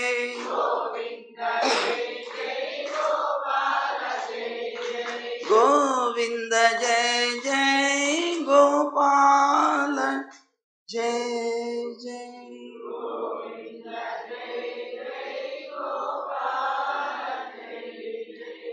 జై గోవింద, జై జై గోవింద, జై జై జై గోవింద, జై శ్రీమన్నారాయణ, జై జై శ్రీమన్నారాయణ, జై జై జై శ్రీమన్నారాయణ. సర్వం శ్రీకృష్ణార్పణమస్తు.